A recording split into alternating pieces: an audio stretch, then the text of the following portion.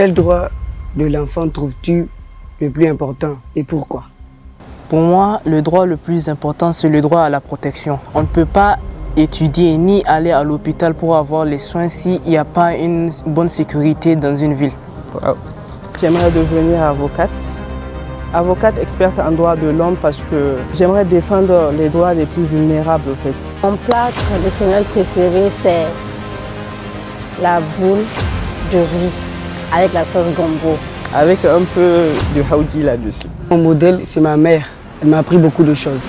À la maison, à l'école ou dans ton quartier, est-ce que l'accès à l'eau est facile pour les enfants? Si tu devais écrire une lettre aux dirigeants africains, au nom de tous les enfants, que dirais-tu?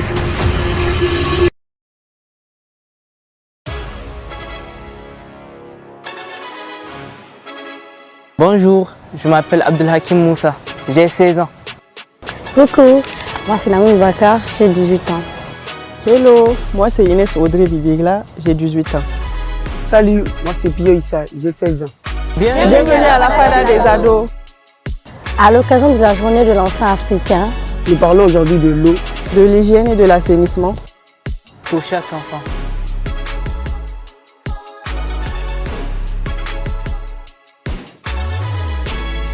C'est qui ton modèle? Là, en ce moment, celui qui me vient à l'esprit, c'est mon père. Mon père est quelqu'un de travailleur. Toute ma vie, il m'a appris que le travail est la seule voie vers la réussite. Donc, je lui dois vraiment absolument tout, entre les heures sub qu'il fait et autres. C'est vraiment quelqu'un d'admirable. Et donc, j'aimerais vraiment lui ressembler dans l'avenir. Moi, mon modèle, c'est Maître Fatima Kounché, c'est une avocate à la cour d'appel. Pour moi, mon modèle, c'est ma mère. Elle m'a appris beaucoup de choses depuis que j'étais petit. Alors Naomi, quand tu étais à l'école primaire, qu'est-ce que tu aimais faire le plus? La récréation. Ça là.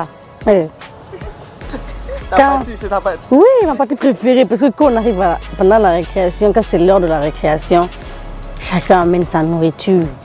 On dépose ça, on mange, on finit de manger, on danse. Qu'est-ce que tu ferais si tu te réveillais un matin avec un super pouvoir? Si un matin, moi, je me réveille avec un super pouvoir, c'est d'abord mettre les enfants dans toutes les dispositions possibles. Avoir ce qu'ils veulent, avoir des bonnes éducations. Après mon pays, c'est d'abord les enfants de mon pays. Si un jour je me réveillais avec un super pouvoir, la première chose que je ferais, ce serait mettre fin à l'insécurité en tant que telle. Quel métier veux-tu faire plus tard et pourquoi? Wow. Question de vie importante. Alors, plus tard, j'aimerais devenir avocate.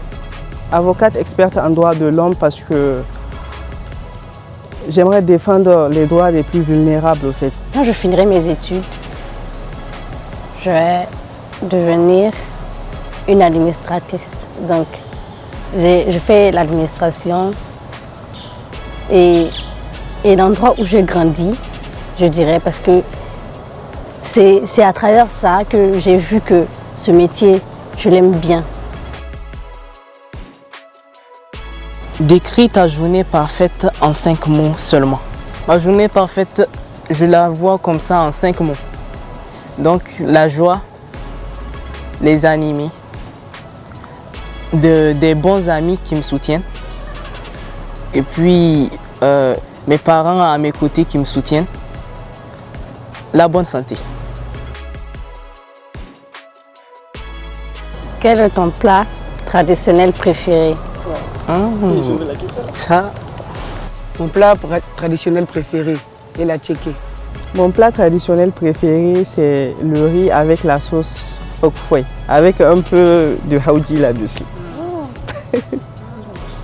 Mon plat traditionnel préféré, c'est la boule de riz avec la sauce gombo.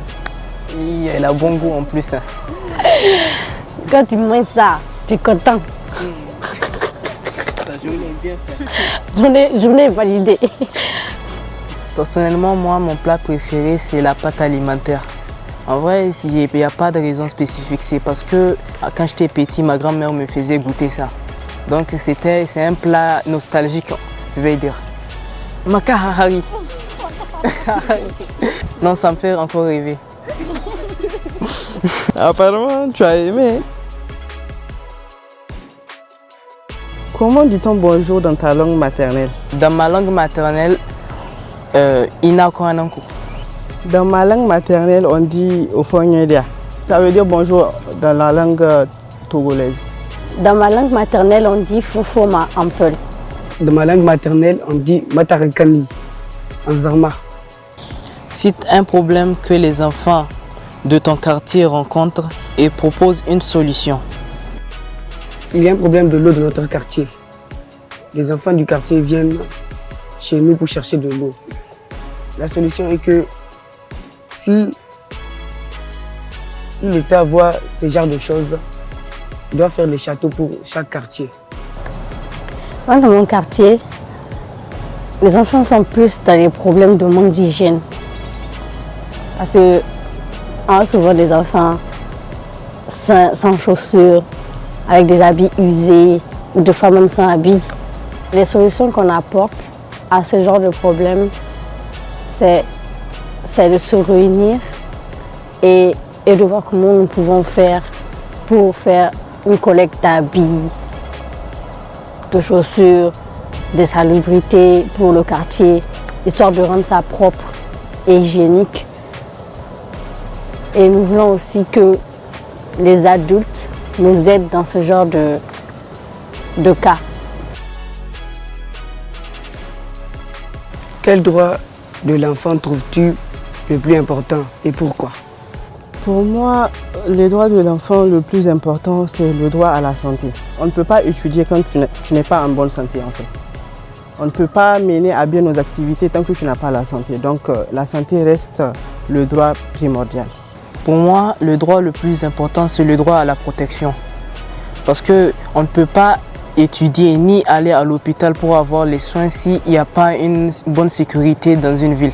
Donc perso, je trouve que le droit à la protection doit primer d'abord. À la maison, à l'école ou dans ton quartier, est-ce que l'accès à l'eau est facile pour les enfants? Pourquoi? C'est difficile de se déplacer de chez lui pour venir prendre de l'eau. Parce qu'il faut atteindre plusieurs personnes avant de passer à ton tour. Moi, chez moi, à la maison, c'est pas difficile pour les enfants d'avoir de l'eau. Parce que nous sommes vraiment, disons moi, chez nous, nous sommes dans des conditions et nous n'avons pas de problème d'eau.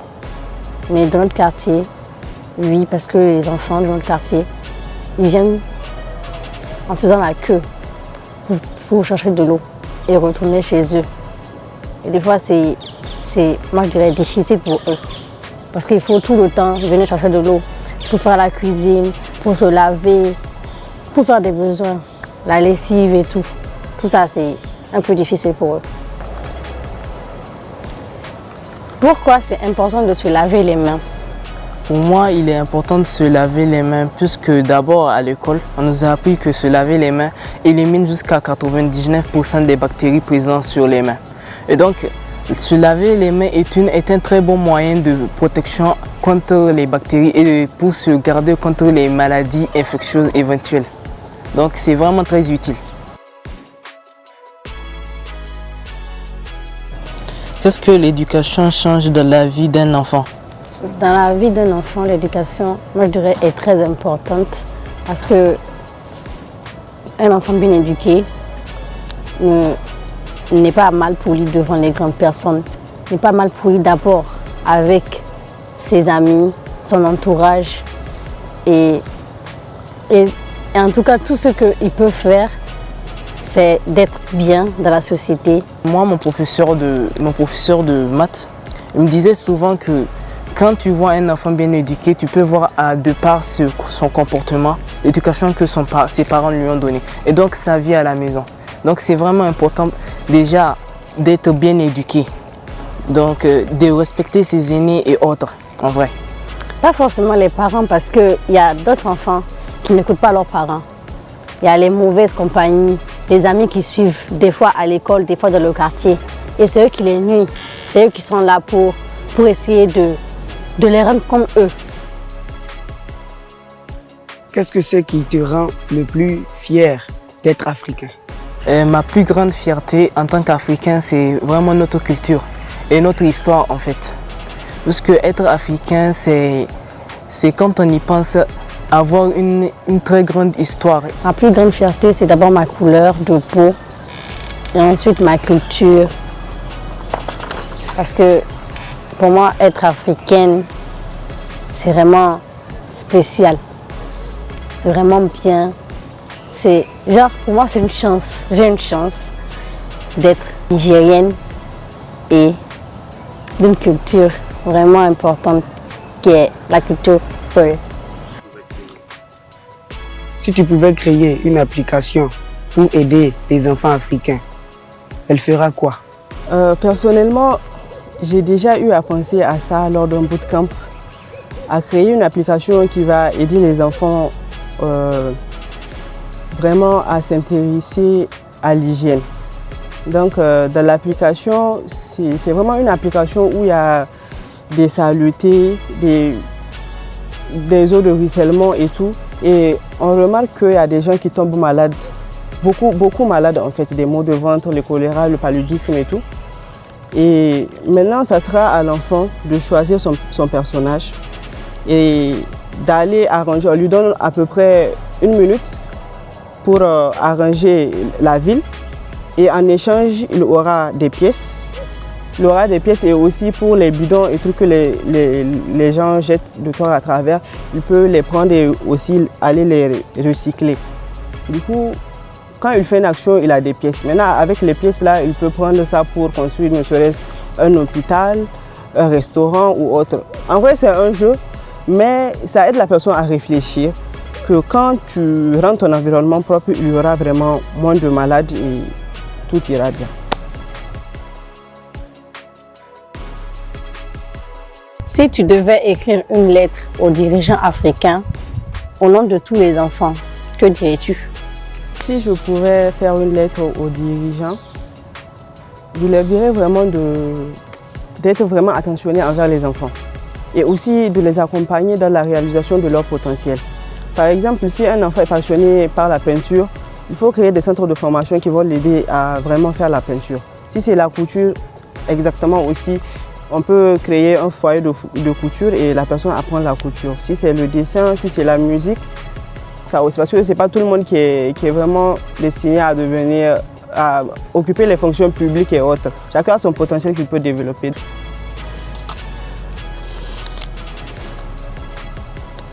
Comment les enfants peuvent-ils protéger l'environnement au quotidien? Selon moi, les enfants peuvent protéger l'environnement en gardant l'environnement propre, protéger les arbres en les arrosant.